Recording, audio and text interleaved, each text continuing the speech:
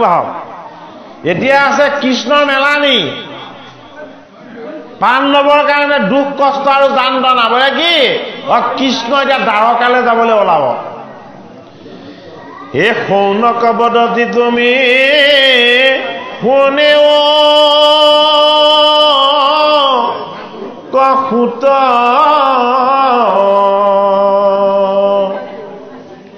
এ শুনিলো তো মাত কৃষ্ণ কথায়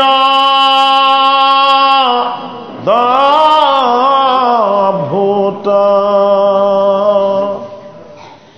কৃষ্ণে কি কৰিলা যুদ্ধ সমৰ্পিয়া পাছে ইটো কথা শুনিতে আমাৰ ইচ্ছাই আছে এ সুতনি গদতি ঋষি হব শুনা কথা এ ভাৰত যুদ্ধক সাংগ কৰি হৰি তথা এ যুধিষ্ঠিৰ নিপতিৰ বহায়া উৎসৱ এটা সম্বাৰ প্ৰীতিয়াতি সাধিলা মাধৱ কৃষ্ণ হৰি কৃষ্ণ দিয়ক এ কৃষ্ণৰ প্ৰসাদে পাছে যুধিষ্ঠিৰ নিপ সাগৰ পৰ্যন্ত পাইলা ৰাজ্য জম্বুদ্বীপ কৃষ্ণ পাৱে চিত দিয়া বঞ্চিল টকাল এ পুত্ৰৱতে কৰিলা প্ৰজাক প্ৰতিপাল কোটি কন্দৰ্পটো কৰি ৰূপক সম্পত্তি দেখি কতো নাৰীৰ বিস্ময় ভৈল মতি এ দুটি পুৰন্দৰ যেন থাকিলা নৃপতি দ্বাৰকা কজাইবা কৃষ্ণৰ ভৈল মতি এ সুহিন্দ সৱক কৰাই আনন্দ উদয় হস্তিনাপুৰত বহি মাসকতি পয় যুধিষ্ঠিৰ নিপতিত মাগিয়া মেলানি এ কুন্তি কৰিলা শান্ত বুলি প্ৰিয় বাণী দ্ৰৌপদী প্ৰমুখ্যে পাণ্ডৱৰ যত নাৰী এ বুলিলা আছা সবাই সবা কুমুৰাৰী ৰথত চৰিলা পাছে পৰম মংগলে কৃষ্ণৰ বিয়োগ দুখে পাণ্ডৱ সকলে এ কহিবাক খোজতে নে তৰবহে নিৰ এ প্ৰবন্ধে কৰিলা তাক কথম পিঠিৰ এ কতো আলিংগন্ত কতো প্ৰণামন্ত মাথে এ মহোৎসৱে কৰিলন্ত যাত্ৰা জগন্নাথে এ মৃদংগ গোমুখ শংখ বজাৱে কাহাল এ দিন্দি মদ গৰ ঢোল ৰোল কৰতাল চিহ্ন চৌন্দা দণ্ড চত গাউল বুম্বালে চলি যায় সেনা হব মহাকৌতূহলে এ অৰ্জুনে ধৰিলা চত মাথাটো সাদৰে এ উদ্ধৱ সাত্যকী বিনছে ধবল চামৰে ভগৱান কৃষ্ণই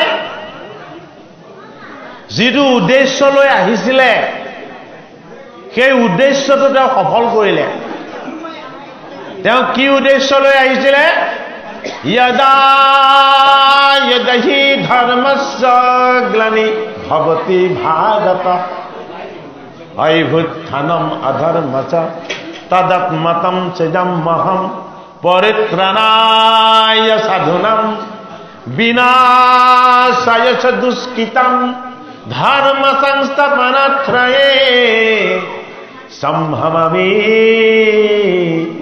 जुगे जुगे।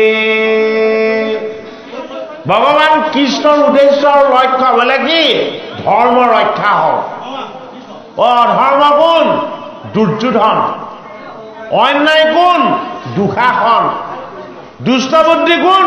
শকুনি মামা।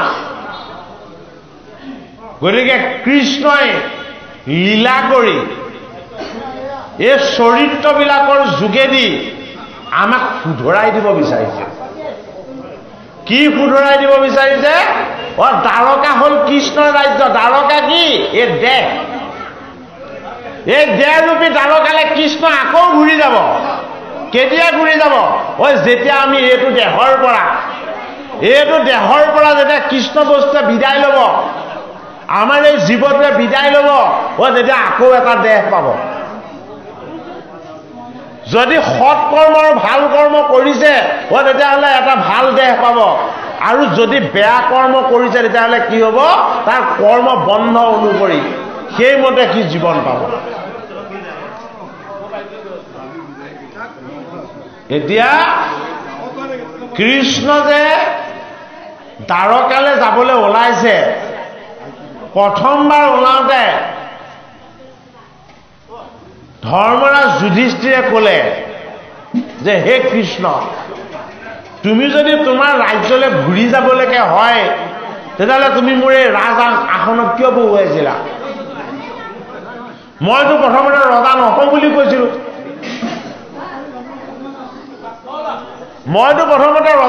বুলি কৈছিলোঁ। যে মই ভিক্ষা কৰি খাম। ধৰ্মৰাজ যুধিষ্ঠিৰে কি বুলি কৈছিলে? মই ভিক্ষা কৰি খাম, মই এজন সাধাৰণ মানুহ হৈ থাকিম, মই ৰজা নহওঁ। বেদব্যাস আৰু কৃষ্ণ এই দুজনে তেওঁক ৰজা পাতিলে। অৰ্থাৎ যি এটাও মিছা নকৰে, যি কাকো ভেদ নেদেখে, যি কাকো হিংসা নকৰে, সেইজনে ৰজা হ'ব লাগিব। গতিকে ধৰ্মৰাজক ৰজা পাতিলে। ৰজা পাতি কৃষ্ণ তাত থাকিলে। ক'ত থাকে কৃষ্ণ? কৃষ্ণ ধৰ্মৰাজ্যত থাকে। অধৰ্ম আৰু অন্যায় ৰাজ্যত কি থাকে? জুৱা থাকে, পাশা থাকে, আড্ডা থাকে। তাত কৃষ্ণ নাথাকে। বেয়া ঠাইত কৃষ্ণ নাথাকে। এইটো কাৰণে ধৰ্মৰাজ যুধিষ্ঠিৰ ৰজা হলত কৃষ্ণ তাত আছে, আৰু কৃষ্ণ যেতিয়া আহিবলৈ ওলাইছে ধৰ্মৰাজ যুধিষ্ঠিৰে প্ৰাৰ্থনা কৰিছে যে হে কৃষ্ণ, তুমি যদি গুচি যোৱা এখন ধৰ্মৰাজ্য হৈ থাকিব জানো? আমাৰ সম্পত্তিয়ে তুমি যদি গুচি যোৱা মই আকৌ ৰাজ সিংহাসনৰ পৰা মই বিদায় ল'ব লাগিব। বোলে কিয়? তুমি নাথাকিলে মই ৰজা হৈ থাকিব নোৱাৰিম। তোমাতে অৰ্পণ কৰি মই এই ৰাজ সিংহাসনত বহোঁ, তোমাতে অৰ্পণা কৰি মই সৰ্বদা সকলো কৰ্ম কৰোঁ। গতিকে তুমি যদি নাথাকা মই কৰ্ম কেনেকৈ কৰিম? কৃষ্ণই কি কৰিলে? আকৌ 3 মাহ থাকি দিলে। 16,108 গৰাকী ভাৰ্যা আছে কৃষ্ণৰ। ক'ত? দ্বাৰকাত। কিমান তেওঁ পুত্ৰ আৰু নাতি আছে, এই সকলোখিনিক এৰি কৃষ্ণ ক'ত আছে? কৃষ্ণ পাণ্ডৱৰ তাত আছে। কিয়? কৃষ্ণ নিষ্কাম। কৃষ্ণই বিবাহ কৰাব পাৰে, কৃষ্ণ সকলোৰে কাৰণে সমান। সেইটোও বুজাইছে। সেইটো কাৰণে আমি সেইজন ঈশ্বৰকহে উপাসনা কৰিব লাগে। আমি সেইজন ভগৱানৰ নাম ল'ব লাগে, যিজন ভগৱানে আমাৰ কামনা বাসনা ৰূপী বেয়া বস্তুবিলাককে নাইকিয়া কৰি দিব পাৰে। ভাগৱতৰ পদত ঋষিসকলৰ কিবা কামনা আছিলে জানো? নাই। ঋষিসকল নিষ্কামেই আছিলে। সহস্ৰ বছৰ যজ্ঞ কৰিছিলে, আৰু যজ্ঞৰ অন্তত আকৌ কি কৰিছে? ভাগৱত শ্ৰৱণ কৰিছে। কাৰ পৰা? সূত মুনিৰ পৰা। কিয় ভাগৱত শ্ৰৱণ কৰিছে? ঋষিসকলেও বুজি পালে যে তপ, ব্ৰত, দান, যজ্ঞ, পূজা, পাতল এইবোৰ চব মিছা। এইবিলাকৰ যোগেদি জীৱ উদ্ধাৰ হ'ব নোৱাৰে, জীৱ তাৰণ হ'ব নোৱাৰে। জীৱ তাৰণ কেনেকৈ হ'ব? কৃষ্ণৰ নাম, কৃষ্ণৰ ৰূপ, কৃষ্ণৰ লীলা আৰু কৃষ্ণৰ ধাম, এইবিলাক কথাৰ শ্ৰৱণ কীৰ্তন আৰু মননৰ দ্বাৰাহে জীৱ উদ্ধাৰ হ'ব। এতিয়া ভগৱান কৃষ্ণ যেতিয়া দ্বাৰকালৈ যাবলৈ ওলালে, ইন্দ্ৰপ্ৰস্থ আৰু হস্তিনাপুৰৰ কি হৈ গৈছে নাৰীসকলে কৃষ্ণৰ চৰণ সেৱা কৰিছে আৰু কৃষ্ণক প্ৰতিনতি কৰিছে দ্বাৰকালৈ যাবলৈ ওলালত ইন্দ্ৰপ্ৰস্থ আৰু হস্তিনাপুৰৰ সকলোৱে কেৱল কৃষ্ণ কৃষ্ণ ধ্বনিৰে কৃষ্ণক কি কৰিছে আগবঢ়াই দিছে কৃষ্ণৰ সখা অৰ্জুনে বগা শস্ত্ৰ ধৰিছে আৰু দুফালে এফালে সাত্যকী কৃষ্ণৰ সাৰথী আৰু অন্যফালে কোন অন্যফালে হ'ল উদ্ধৱ হ'ল কৃষ্ণৰ প্ৰাণৰ বান্ধৱ এই দুজনে কি কৰিছে ভগৱান কৃষ্ণক ধবল চামৰেৰে সৈতে বিচি বিচি সেৱা কৰিছে হয়নে বাৰু ঈশ্বৰ কৃষ্ণৰ ভকতৰ ৰাজ্যৰ পৰা নিজৰ ৰাজ্যলৈ যাত্ৰা কৰিবৰ সময়তো একো তেওঁৰ কামনা নাই একো তেওঁৰ বাসনা নাই তেওঁৰ লক্ষ্য আৰু উদ্দেশ্য কি কেৱল তেওঁ ভকতসকলক আনন্দ দান কৰা ভগৱানক আনন্দ দিবৰ কাৰণে তেওঁ 16,100 অষ্টমহিষীক তেওঁ ত্যাগ কৰি তেওঁ ভকতৰ সংগত আছে গতিকে আমি সেইজন হৃদয়ৰ দেৱতা ভগৱান কৃষ্ণৰ এই ভাগৱত শাস্ত্ৰৰ অমৃত যদি আমি পান কৰিবলৈ অভ্যাস কৰোঁ তেতিয়া আমাৰ জীৱনত যিবিলাক দুখ যান্ত্ৰণা ৰূপী কালকুট আছিলে এইবিলাক আমাৰ পৰা কি হ'ব আঁতৰ হ'ব হে ৰাম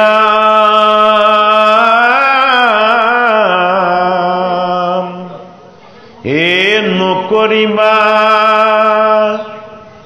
প্ৰাণ সখী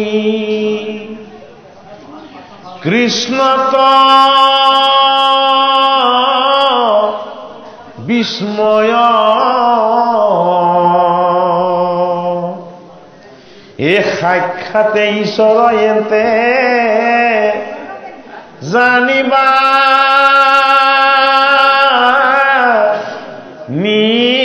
নিশ্চয় এ মহাপ্ৰলয়ত যত জগত সংহৰি হে কেৱলে থাকন্ত সনা তনম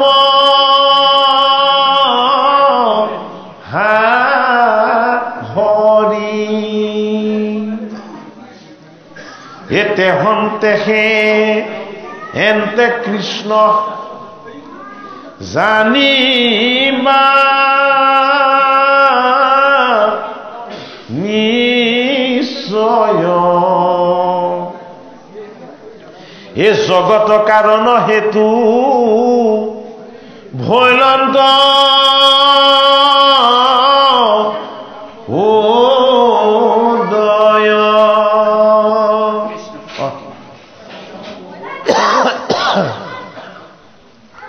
হে ৰাম হে মায়াৰ হাতত পাছে পলয়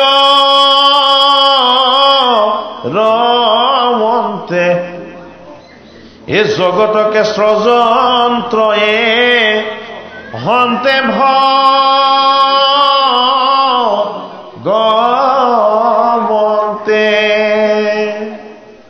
অবেদক নিৰ্মিলা কৰ্ম কৰাই বা কপতি এ পুৰাণ পুৰুষ এখন তেখেল মিপতি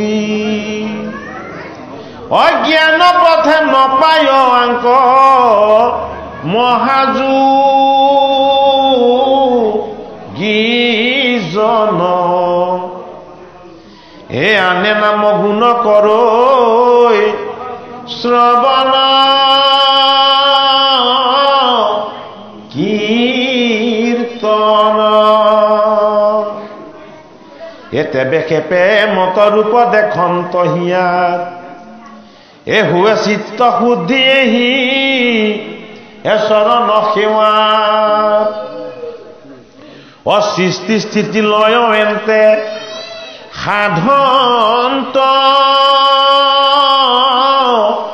আপোনে এ জগত পবিত্ৰ কৰৈ তানে না মগুনে ও কৰি আছা সমস্তৰে হৃদয় বাস এ তাহাংক নজানি জীৱ হুঁয়ৰ বনাস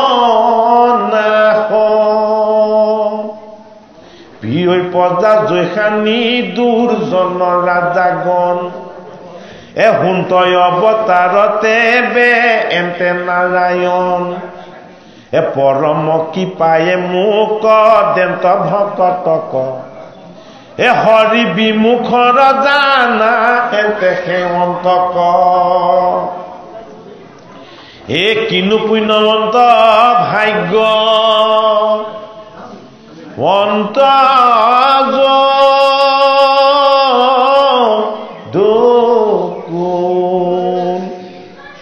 ও যাহাত জন্মিল জগ তৰয়া দিমূল হে ৰাম অকিনো পুণ্য কৰি আছে মথুৰা নগৰী এ চৰণে ভমিলা জাত এন্তে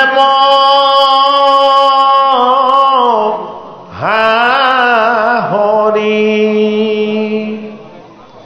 দেখিও আশ্চৰ্য ভাগ্য যিটো দ্বাৰকাৰ যাৰ যশে স্বৰ্গ গুগ হৰিলা তিৰস্কাৰ এ যাৰ প্ৰজা অনুদিনে দেখৈ কৃষ্ণ মুখ ও স্বৰ্গতো নাহিকে জানা এ ব্ৰহ্মানন্দ সুখ অবিবাহিতা যতে ক কৃষ্ণৰ পত্নীগণ জন্মান্তৰে অৰ্চি আছে এ তাহা নচৰণ এ তাতে সেৱা ধৰা মৃত প্ৰিয় অনুক্ষণে ও যাহা কহায়ে মোহ এ জান্ত নাৰীগণে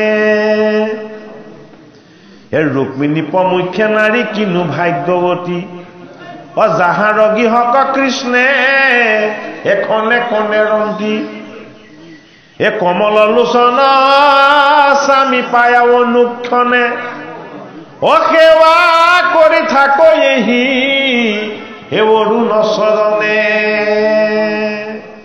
ভগৱান কৃষ্ণৰ চৰণ চিন্তা আৰু উপাসনা ভগৱান কৃষ্ণক একান্ত ভকতি ক'ত কৰি দেখুওৱা হৈছে ভাগৱত শাস্ত্ৰ ভাগৱত শাস্ত্ৰ ভাগে জীৱ তাৰণ আৰু জীৱ উদ্ধাৰৰ কাৰণে এটা বস্তুক আশ্ৰয় ল'বলৈ আমাক দেখুৱাইছে ভাগৱত শাস্ত্ৰই এটা ডাঙৰ ৰিচৰ শিক্ষা দিব বিচাৰিছে বোলে কি তোমাৰ ভোক লাগিলে তুমি নিজে অন্ন ল'ব লাগিব হয়নে নহয় মোৰ যদি ভোক লাগে পিয়াহ লাগে তৃষ্ণা দূৰ কৰিবলৈ জল নিজে পান কৰিব লাগিব আৰু ক্ষুধা নিবাৰণ কৰিবৰ কাৰণে অন্ন নিজে গ্ৰহণ কৰিব লাগিব বেলেগে অন্ন লৈ দিলে আমাৰ কেতিয়াও ক্ষুধা তৃষ্ণা দূৰ নহয় এয়া জীৱৰ ধৰ্ম জীৱক জীয়াই থাকিবলৈ কি লাগিব জীয়াই থাকিবলৈ ৰস লাগিব ৰসৰ কাৰণে আমি অন্ন ল'ব লাগিব হয়নে আৰু এই পঞ্চভূতৰ দেহটোক জীয়াই থাকিবৰ কাৰণে ভৌতিক বস্তুবিলাক লাগে এই দেহটোক যি ধৰি ৰাখিছে এই দেহটোক যি প্ৰতিপালন কৰি ৰাখিছে তাক একো নালাগে তাক কিয় একো নালাগে তাৰ ঘৰত একো কমি নাই যিজনে সকলোকে দিয়ে সেইজনে কি ল'ব লাগিছে? যি সকলোকে দি আছে সেইজনে কিবা লোৱাৰ কিবা প্ৰয়োজন আছে জানো? নাই। কিন্তু দাতাজনে, পৰমাত্মাজনে যদিও নিষ্কাম হৈ একো নিবিচাৰে, আমি সেইজনৰ ওচৰত সৰ্বদা ঋণী হৈ থাকিব লাগে। কিয় ঋণী হৈ থাকিব লাগে? যে মই যে শ্বাস নিশ্বাস লৈ আছো, ইয়াত তুমি লৈ আছা। মই যে কাণেৰে শুনি আছো, ইয়াত তুমি শুনি আছা। এই যে আমি কথা যে কৈ আছো, ইয়াত তুমি কোৱাই আছা। কিয়?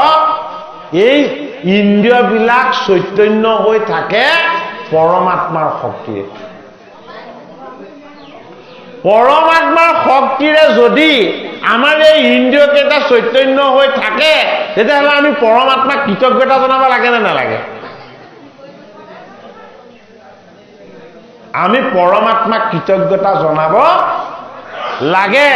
এতিয়া পৰমাত্মাক কৃতজ্ঞতা জনাবৰ কাৰণে ঘিউ, তেল, মৌ এইবিলাক আনি তাক জুই দি আহুতি দি কৃতজ্ঞতা জনাব নালাগে। যিটোক যজ্ঞ বুলি কোৱা হৈছিলে, পৰমাত্মাক কৃতজ্ঞতা জনাবৰ কাৰণে যজ্ঞ কৰা হৈছিলে, হয়নে বাৰু? পৰমাত্মাক কৃতজ্ঞতা জনাবৰ কাৰণে আমি পৰমাত্মাৰ লগত এক হৈ যাব লাগিব। যিদৰে আমাৰ ভোক পিয়াহ লাগিলে আমি নিজেই অন্ন ল'ব লাগে, আমি নিজেই পৰমাত্মাৰ চৰণ সেৱা কৰিবৰ কাৰণে ভগৱানৰ কথা আমি নিজে শ্ৰৱণ কীৰ্তন কৰিব লাগিব। মোৰ দেউতাই যদি কৃষ্ণ বা ভগৱানৰ কথা শ্ৰৱণ কীৰ্তন কৰিছে, পুণ্য ভাগটো মই নাপাওঁ। মোৰ মাতৃয়ে যদি ভগৱানৰ কথা শ্ৰৱণ কীৰ্তন কৰিছে, তেতিয়াহ'লে পুণ্যৰ ভাগটো হয়তো মই নাপাওঁ। ভগৱানৰ কথা যদি মই নিজে শ্ৰৱণ কীৰ্তন কৰিছো, তেতিয়াহে তাৰ মই ভাগ পাম। সেইটো কাৰণে ঋষিসকলে যজ্ঞ কৰিছিল কিহৰ কাৰণে? পৰম প্ৰভুক সন্তুষ্ট কৰিবৰ কাৰণে। কাৰ কাৰণে? জগতৰ কুশল আৰু মংগলৰ কাৰণে যজ্ঞ কৰিছিলে। ঋষিসকল ব্ৰহ্মচাৰী, তেওঁলোকৰ সংসাৰ নাই, তেওঁলোকে জগতৰ হিত কুশল মংগলৰ কাৰণেহে যজ্ঞ কৰে। সেই জগতৰ হিত আৰু কুশলৰ কাৰণে যজ্ঞ কৰা ঋষিসকলে নিজৰ হিতটো কৰিব নোৱাৰিলে। নিজৰে যদি হিত নহয়, আনৰ হিত কেনেকে সাধন হ'ব? সেইটো কাৰণে ভাগৱত শাস্ত্ৰই কৈছে, জগতৰ মংগল কৰাৰ আগতে তুমি নিজে মংগলময় হৈ লোৱা। আমি নিজে কি হৈ ল'ব লাগিব? মংগলময় হৈ ল'ব লাগিব। জীৱৰ মংগলৰ কাৰণে কি কৰিব লাগিব? জীৱৰ মংগলৰ কাৰণে জীৱক অমৃত দিব লাগিব, হয়নে বাৰু? জীৱক অমৃত দিবলৈ গ'লে পাথৰত গাখীৰ ঢালি দিলে। চব দিবলৈ কৈছিলে অমৃত জীৱক, আৰু গাখীৰ ক'ত ঢালিলেগে? পাথৰত ঢালি দিলেগে। হিতে বিপৰীত হ'ল নে নহ'ল? হয় নে নহয়? গতিকে আমি অমৃত ক'ত দিব লাগিব? অমৃতত দিব লাগিব, আমাৰ আত্মাক দিব লাগিব। সেইটো কাৰণে ভাগৱত হ'ল অমৃত, কৃষ্ণৰ নাম হ'ল অমৃত। এই ভাগৱত আৰু কৃষ্ণৰ নাম অমৃত আমি আমাৰ হৃদয়ক দিব লাগিব, আমি আমাৰ জীৱটোক দিব লাগিব, তেতিয়াহে আমাৰ জীৱ উদ্ধাৰ হ'ব।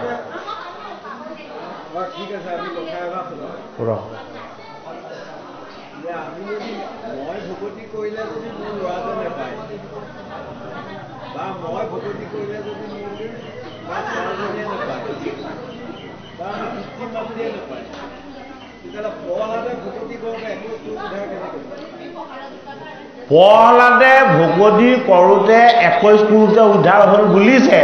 প্ৰহ্লাদৰ পিতৃ আগৰ জন্মত কোন আছিলে? প্ৰশ্নটোৰ উত্তৰটো চাওক।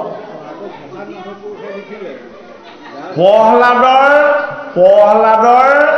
পিতৃ আগৰ জন্মত কোন আছিলে উদ্ধাৰ হ'বলৈ কিবা বাকী আছে নেকি আপুনি মইহে উদ্ধাৰৰ তত্ত্ব চাইছো প্ৰহ্লাদ ভকত নহয় কিয় বৈষ্ণৱ হ'ব লগা হয়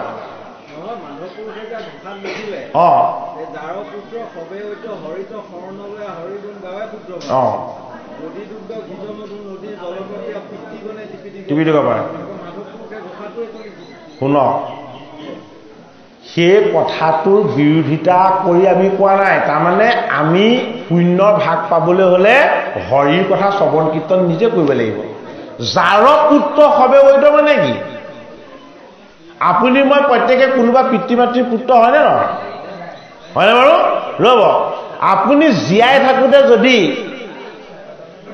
হৰি ভকতি নকৰে হয়নে তেতিয়াহ'লে আপোনাৰ পিতৃ মাতৃয়ে আপোনাক জন্ম দি কেতিয়াও উদ্ধাৰ নহয় আৰু এটা কথা ভাগৱত শাস্ত্ৰ কৈছে কোনেও কাকো উদ্ধাৰ কৰিব নোৱাৰে উদ্ধাৰ কৰা কামটো কেৱল ঈশ্বৰ গজেন্দ্ৰ শৰণ লৈলা তাহি হৰি বুলি হয়নে গজেন্দ্ৰই নিজে শৰণ লোৱাৰ কাৰণেহে উদ্ধাৰ হৈছে হয়নে নহয় এতিয়া প্ৰহ্লাদে যে 21 পুৰুষ উদ্ধাৰ কৰিছে প্ৰহ্লাদে উদ্ধাৰ কৰা নাই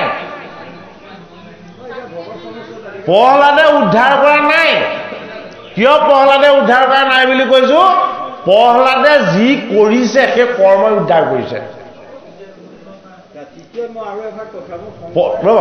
প্ৰহ্লাদে একমাত্ৰ এক ঈশ্বৰক উপাসনা কৰিছিলে প্ৰহ্লাদৰ ভকতি কি আছিলে নিৰ্গুণ আছিলে প্ৰহ্লাদে হৰি কীৰ্তন কৰিছিলে হয়নে বাৰু আৰু তাতকৈও ডাঙৰ কথা শুনক আমি যে কৈছো নিজে কৰিব লাগিব আপুনি এইটো কেতিয়াও বিৰোধিতা নকৰিবই প্ৰহ্লাদে নিজে ভক্তি কৰি দৈত্যকুল উদ্ধাৰ কৰিব নোৱাৰিলে সেইটো কাৰণে কি কৰিলে ভাগৱত শাস্ত্ৰৰ 7ম স্কন্ধত আছে আপুনি পঢ়িব প্ৰহ্লাদে দৈত্য শিশুসকলক মাতি আনি এই ভাগৱত শাস্ত্ৰৰ জ্ঞান দিব লগা হৈছে হে দৈত্য শিশুসকল তোমালোকে একান্ত চিত্তে ভগৱান দৈৱকী নন্দন কৃষ্ণক উপাসনা কৰিবা তোমালোকে বামানয় শাস্ত্ৰবিলাকত গুৰুত্ব নিদিবা বামানয় মানে কি বামানয়ৰ কাৰণে বন্ধনকাৰী যিবিলাক শিক্ষাই জীৱক ৰজগুণী কৰে তমগুণী কৰে বন্ধনকাৰী কৰে সেয়া বামানয় শাস্ত্ৰ যি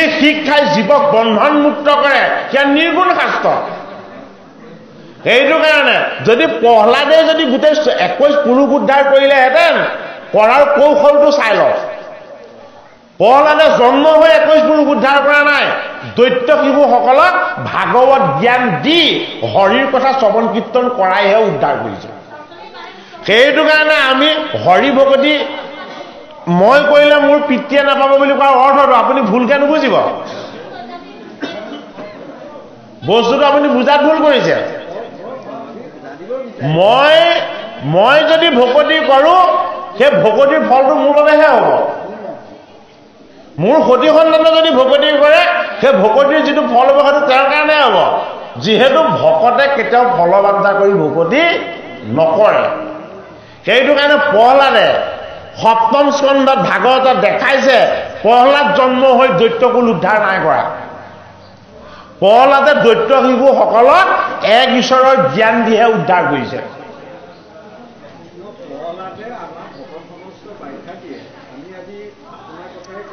নহয় ভকত সমস্তই কোৱাটো মই মানিব নোৱাৰো আপুনি মই কোৱাটো আপুনি মানিব নোৱাৰিব আমি এটাহে মানিব পাৰিম যিটো ভাগৱত শাস্ত্ৰই কৈছে শাস্ত্ৰ হ'ল আমাৰ আচাৰ্য শাস্ত্ৰই যিটো আচৰণ দিব আমি সেইটো ল'ব লাগিব আমি কোনোবাই ক'লে বুলিয়ে জাপি দিলে বুলিয়ে ল'ব পাৰিম জানো হয়নে ভাগৱত শাস্ত্ৰৰ 7ম স্কন্ধত দেখাইছে আৰু আপুনি নিপেন শইকীয়া ইউটিউব চেনেলটো চাব 7ম স্কন্ধৰ গোটেইখিনি কৰি থোৱা আছে তাত গোটেই ব্যাখ্যাও কৰা আছে আমি আকৌ আপোনাক অধ্যয়ন নকৰাকৈ অনুমানত কৈছোঁ বুলি নাভাবিব আকৌ বুজি পাইছোঁ মই কথাটো তাৰমানে নহয় সেইটো নাভাবিবই তেনেকৈ তাৰমানে 7ম স্কন্ধত প্ৰহ্লাদে দৈত্য শিশুসকলক এক ঈশ্বৰৰ জ্ঞান দান কৰিছে মহাহৰি পুজিবৰ কাৰণে উপদেশ দিছে তোমালোকে একান্ত চিত্তে ভগৱান কৃষ্ণক উপাসনা কৰা ভগৱান কৃষ্ণৰ বাহিৰে এই আসুৰী বৃত্তিবিলাকে আমাৰ দৈত্যকুলক উদ্ধাৰ কৰিব নোৱাৰে হয়নে বাৰু সেইটো কাৰণে হৰিৰ কথা শ্ৰৱণ কীৰ্তন আমি নিজৰ কাৰণে নিজে কৰিব লাগিব মোৰ পিতৃ মাতৃয়ে কৰা পুণ্যৰ ভাগ হয়তো মই পাব পাৰোঁ সেইটো নাপাম বুলি কোনেও ক'ব নোৱাৰে হয়নে বাৰু কিন্তু মোৰ পিতৃ মাতৃয়ে কৰা পাপৰ ভাগ মই ল'ব পাৰিম জানো মই কৰা পাপৰ ভাগ মোৰ সতি সন্তানে ল'ব পাৰিব জানো নোৱাৰে গতিকে আমাৰ জীৱনত সজ্ঞানে অজ্ঞানে কিবা হয়তো পাপ হ'ব পাৰে এই পাপবিলাকৰ পৰা আমি পৰিত্ৰাণ পাবৰ কাৰণে আমি ভগৱন্ত কৃষ্ণত একান্ত চিত্তে শৰণ লৈ তেওঁ গুঞ্জসাৰু লীলা শ্ৰৱণ কীৰ্তন কৰিব লাগিব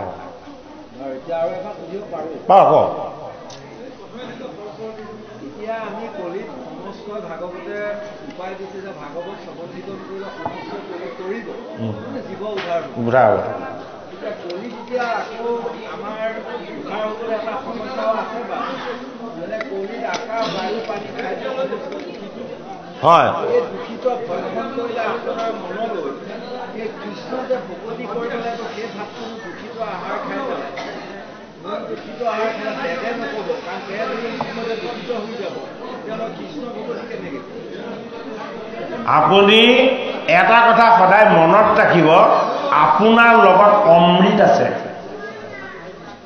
সেইটো প্ৰথম অনুভৱ কৰিব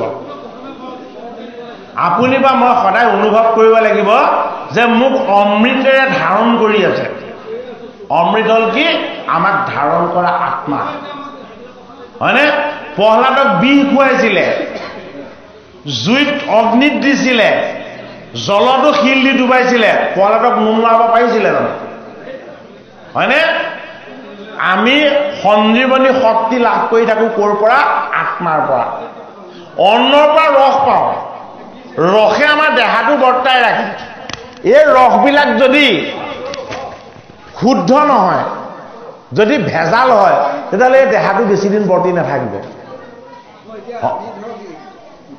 ৰ'ব নহয় আমাৰ এই দেহাটো বৰ্তি নাথাকিব বেছি দিন হয়নে কিন্তু হেজাৰ বছৰ যি থাকিবৰ কাৰণে আমি জীৱন লোৱা নাই আমি জীৱন লৈছোঁ ভগৱান কৃষ্ণক ভজিবৰ কাৰণে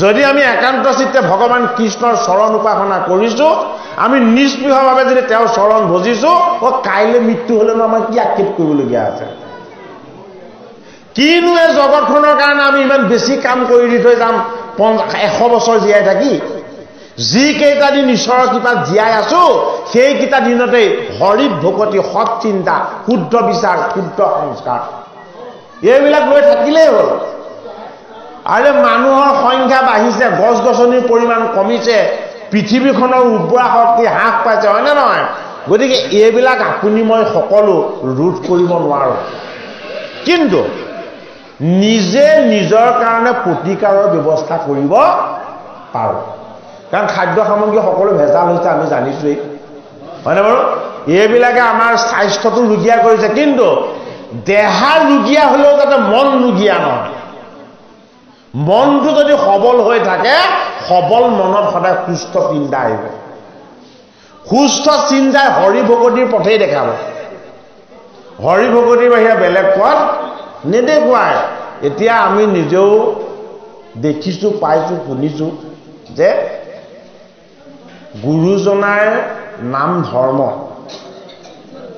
বা গীতা ভাগৱত শাস্ত্ৰৰ প্ৰতি মানুহৰ যিটো আগ্ৰহ এই আগ্ৰহটো আগতকৈ বাঢ়িছে কমানে হয়নে আপুনি যে কৈছে ভেজাল খাদ্য খাই কিবা কৰি এইটো পাৰিব জানো পাৰিব হয়নে সেইটো তেনে অমূলক চিন্তা যিটো সময়ত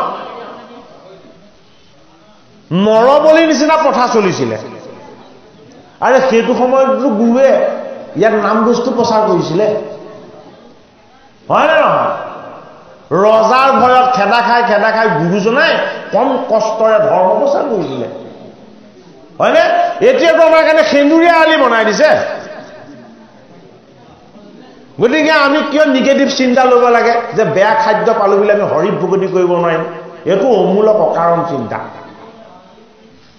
সেইটো চিন্তাৰ কোনো ভিত্তি নাই আমি মাত্ৰ আমাৰ মনটো শুদ্ধি হোৱা আৰু সবল কৰিব লাগে হয়নে বাৰু ঐ জীৱনৰ ব্ৰতবিলাক ভাও ধৰা ব্ৰত হলে নহব জীৱনৰ নিয়মবিলাক আনক দেখুৱাবৰ কাৰণে পালন কৰা নিয়ম হলে নহব হয়নে আমি যি নিয়ম সংযম পালন কৰিছো এয়া ঈশ্বৰ সেৱাৰ কাৰণে হ'ব লাগিব সেইটো কাৰণে সদায় সত্য বচন ৰখা কাৰো প্ৰতি কেতিয়াও বেয়া বা বিদ্বেষ ভাৱ নৰখা হয়নে মনুষ্যক ঈশ্বৰ দৰ্শনৰ আনন্দ লাভ কৰিব পৰা মনুষ্য দৰ্শন আৰু ঈশ্বৰ দৰ্শন একে আনন্দ এনে অনুভৱৰ যদি আপুনি গৰাকী হ'বলৈ যদি অনুশীলন কৰে হয়নে বিকাৰযুক্ত আহাৰেও আপোনাৰ দেহত বিকাৰ আনিব নোৱাৰিব মানুহৰ ভাৱ ভক্তিৰ শক্তি আৰু সামৰ্থ্যটো বৰ গভীৰ যি কৰা নাই সি অনুভৱো কৰিব নোৱাৰে হয়নে আৰু যি কৰিছে বাস্তৱত পাইছে সি অনুভৱো কৰিব পাৰিব হয়নে আপোনাক আমি কথা কৈ দিব পাৰিম বুজাব পাৰিম কিন্তু অনুভৱটো আমি কেতিয়াও কৰাই দিব নোৱাৰো অনুভৱটো নিজে কৰা বস্তু অনুভৱটো নিজে কৰিবলৈ যত্ন কৰিব লাগিব আপুনি এনে নিয়মীয়াকে হৰি গুণ কীৰ্তন কৰে নে বাৰু বেয়া নাপাব সদায় আপুনি শাস্ত্ৰ অধ্যয়ন কৰে নে কি কোন ভাগ শাস্ত্ৰ অধ্যয়ন কৰে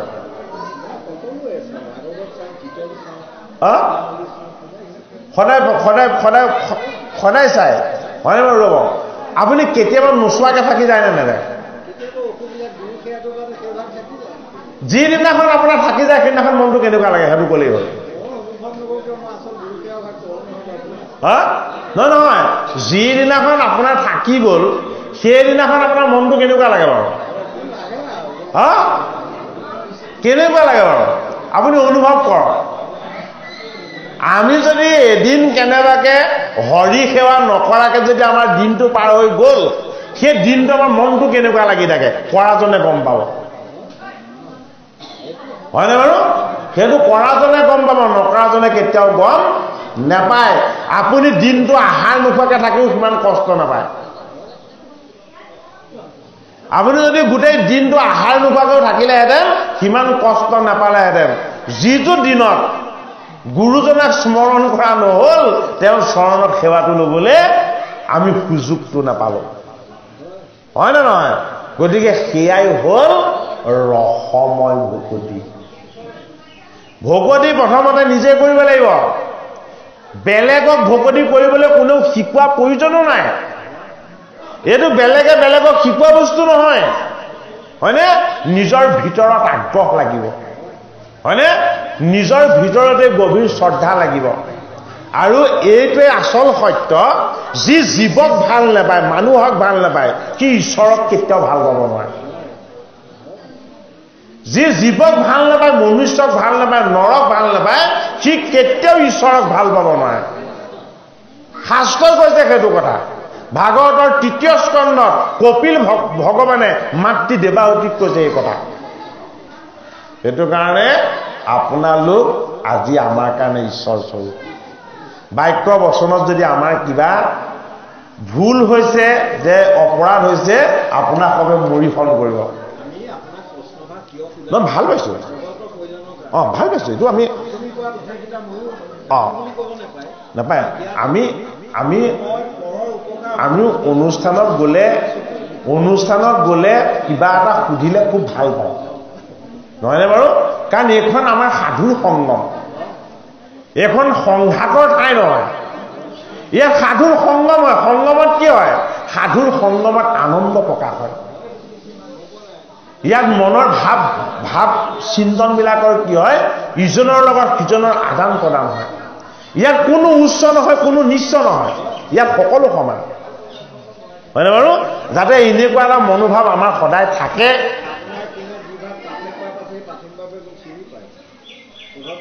জানে কৃষ্ণ আমি আপোনাক চিনি পোৱাৰ প্ৰয়োজন নাই আপুনি মোক চিনি পোৱাৰ প্ৰয়োজন নাই হয় নহয় আমি যিজন ঈশ্বৰৰ উপাসনা কৰোঁ সেইজনক চিনি পালেই আমি সকলোকে চিনি পাওঁ হয়নে বাৰু নহয় মই সেইটো অৰ্থত কোৱা নাই মই আপোনাক নপঢ়া অৰ্থত কোৱা নাই আপুনি বস্তু ভুলহে বুজিছে তেতিয়াহ'লে তাৰমানে আপুনি অধ্যয়ন কৰে বুলি জানিহে সুধিছোঁ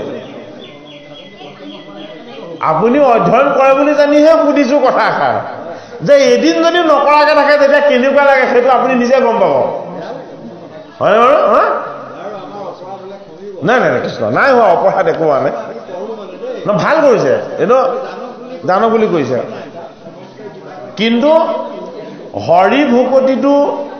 হৰি ভকতিটো নিজে কৰা বস্তু হৰি ভকতিটো বেলেগে কৰি দিব নোৱাৰিব হয়নে বাৰু সেইটো কাৰণে কৃষ্ণৰ কথা যদি কৰ্ণৰ ৰন্ধেৰে আমাৰ হৃদয়ত সোমাই যায় হয়নে আমাৰ হৃদয়ত যিবিলাক পাপ আছিলে আমি গম নোপোৱাকে সেই পাপবিলাক কি হৈ যায় চূৰ্ণাকৃত হৈ যায় এইটো অনুভৱো কৰিব পৰা যায় যে কৃষ্ণ কথা শুনাৰ পাছত আৰু আমাৰ লগত একো পাপ থাকিব নোৱাৰে কোনখিনি দুৰ্গে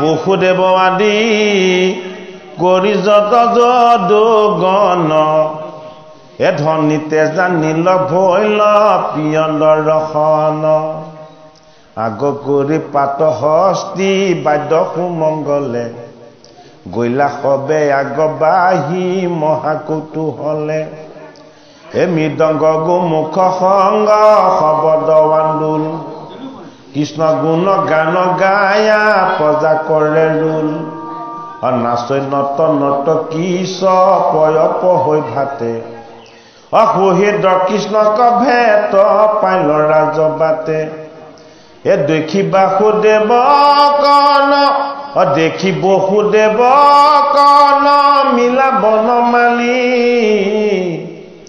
এ পায়া প্ৰাণ পুতক ধৰিলা পোৱালি এতিয়ালানে তৰণীৰে শৰীৰ কৃষ্ণৰ সাদৰিলা কৃষ্ণে বান্ধৱক নিৰন্তৰ কাহাকো সাৱতী কাকো হাস্য কৰি চাই অচল্লিছ জান্তৰ ৰথে পথে মহেন্দ্ৰ পৰাই কৃষ্ণই আশী বাৰ শুনি দ্বাৰকাৰ নাৰী এ গৃহে চিৰি সিঞ্চয় পুহিৰে পুষ্প শাৰী শাৰী অহুৱ যে নৱ নীল মহামেঘখন হে উপৰে প্ৰকাশে তাৰ আদিত্য প্ৰচণ্ড এ দুই পূৰ্ণ চন্দ্ৰ তাৰ থাকে দুই পাশে তাতে ইন্দ্ৰধনু থিৰ বিজুলি প্ৰকাশে এ জিলিমিল কৰৈ তাৰ তাৰা ঠাই ঠাই এ তেবে কৃষ্ণ শৰীৰ যে উপমা কনাই এ কোটি কণ্ডৰ পৰদৰ্প চুৰি হুৱে দেখি অহেন ৰূপে জাত কৃষ্ণ বাকুনি ৰেখি হে অনন্তৰে পিতৃৰগী হতপ বেখিলা হে দৈৱকী প্ৰমুখ্যে সাতো মাতৃক নমিলা বহুদেৱৰ ভাৰ্যা 7 গৰাকী আছিলে এনে 17 গৰাকী বুলি কোৱা হয় তাৰ লগতে তেওঁ ৰাখিছিলে কেইগৰাকী 7 গৰাকী এই 7 গৰাকীকে কৃষ্ণ সম মৰ্যাদাৰে মাতৃক জ্ঞান কৰে কৃষ্ণ হৰি ৰাম কৃষ্ণ হে ৰাম চিৰকাল পিয়া পুত্ৰ পায়া খাতুমাও এ হৰিকে বিবলয়াতি বৈলা প্ৰেম ভাৱ এ কুলে লয়া মহাস্নেহে শুংগিলন্ত কিৰ এ নয়নৰ জলে তাৰ তিয়াইলা শৰীৰ এটা সম্বাক আচকীয়া বিনয় বচনে এ নিজ মন্দিৰতে প্ৰৱেশিলা নাৰায়ণে এ 16,000 ভজা আৰু 100 এ একেবাৰে প্ৰৱেশিলা সবাৰো গৃহত এতিয়া কৃষ্ণ দ্বাৰকাৰ পৰা এজন হৈ আহিছিলে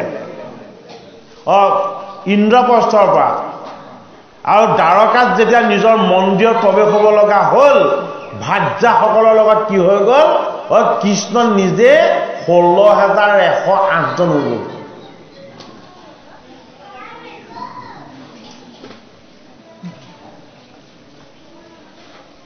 জন্মটো কৃষ্ণ এজনৰহে হৈছিলে 16,108 গৰাকী ভাৰ্যাই একে সময়তে সমানে কৃষ্ণৰ চৰণ সেৱা কৰিবলৈ পাইছে এতিয়া ইয়াৰ তত্ত্বগত অৰ্থটো নেকি ভাগৱত শাস্ত্ৰৰ পৰা আমি সেই তত্ত্বটো বিচাৰ কৰি ল'ব লাগিব হয়নে বাৰু জগতত সত্য কি সত্য ঈশ্বৰ বাকী সকল কি বাকী সকলো মিছা এই ভাৰ্যাসকলৰ কাইটো মিছা বস্তু সেইটো কাৰণে তাৰ পৰিমাণ 16,108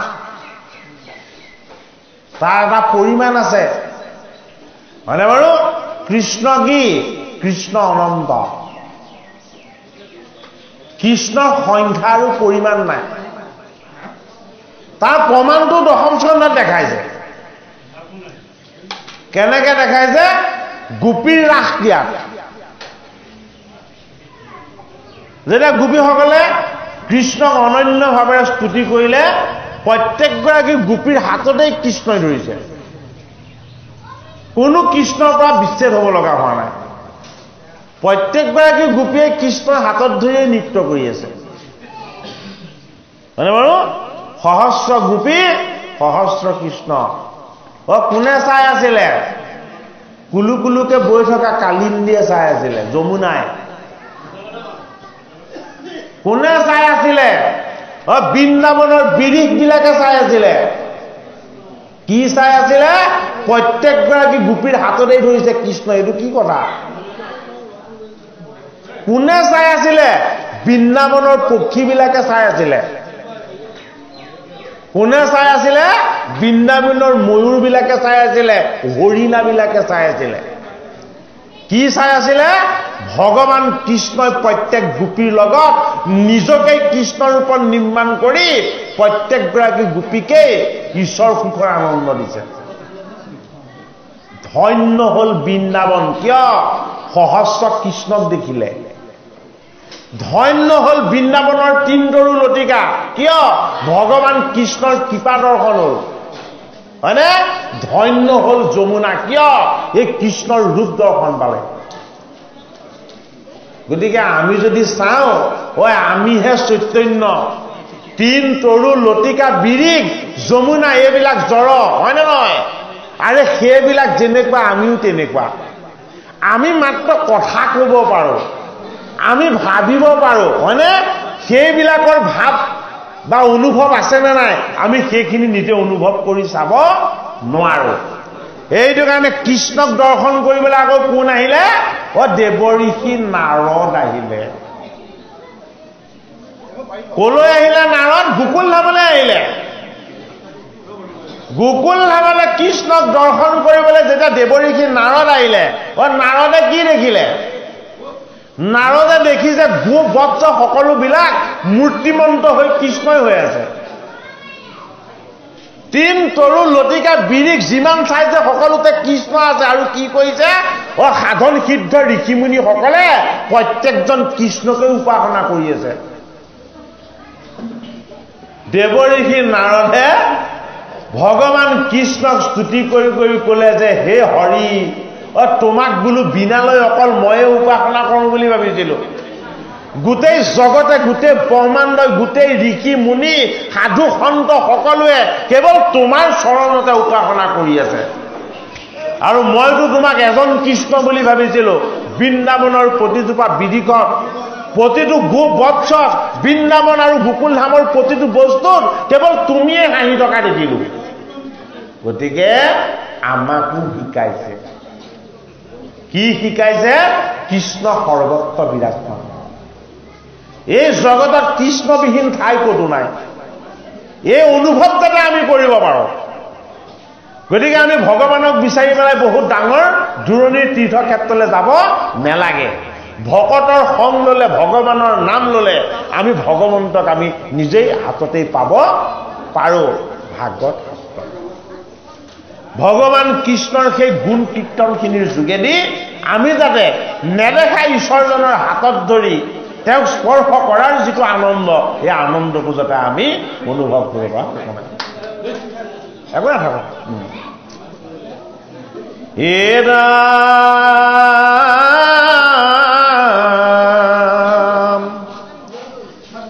হে যদ্যপি কাষতে থাকা ঈশ্বৰ মাধৱ, তথাপি দেখন্তা পিতৃ এবাহে নব নব। হে যদ্যপি চঞ্চলা লক্ষ্মী জগতে বিদিত, তথাপি নেনন্ত পদ হে যাৰ কদাচিত। হেনয় ঈশ্বৰ কৃষ্ণ হুয়া পৰতেক, অস্থি ৰত্ন মধ্যে কিনা হে কৰিলা অনেক। হে পৰম পদ্মিনী সব লীলা জগগতি, কৃষ্ণক মোহিবে কাৰু নভৈল শকতি জগতৰে অন্তৰ্যামী ঈশ্বৰ মুৰাৰী তাহান মহিমা নজা নীল একো নাৰী 16,108 গৰাকী ভাৰ্যাই বহি লৈ আলোচনা কৰিছে কি বুলি বোলে কৃষ্ণই মোক যিমান ভাল পায় তোমাক ইমান ভাল নাপায়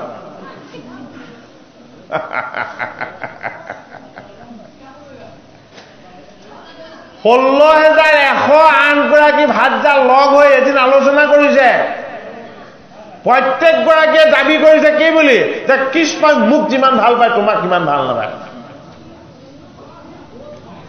হয়নে বাৰু তাৰ অৰ্থটো কি আমাৰ ভাল পোৱাত কামনা থাকে আমাৰ ভাল পোৱাত বাসনা থাকে ভগৱান কৃষ্ণৰ ভাল পোৱাত কোনো কাম নাথাকে কোনো বাসনা নাথাকে য'ত কামনা আৰু বাসনা নাই তাতে আচল আনন্দ আছে এইটো কাৰণে আমি এগৰাকী ভাৰ্যাকে সন্তুষ্ট কৰি ৰাখিব নোৱাৰো 16,000 আশা 108 গৰাকী ভাৰ্যা লগত নথকা সত্ত্বেও সৰ্বদা সন্তুষ্ট কৰি ৰাখিব পাৰিছে কিয় কৃষ্ণ সত্য সনাতন আৰু শুদ্ধ কৃষ্ণত কোনো কামনা নাই বাসনা নাই হয়নে তেওঁ নিষ্কাম বস্তুৰ পৰা কেতিয়াও বেয়া উৎপত্তি বা উদ্ভৱ হ'ব নোৱাৰে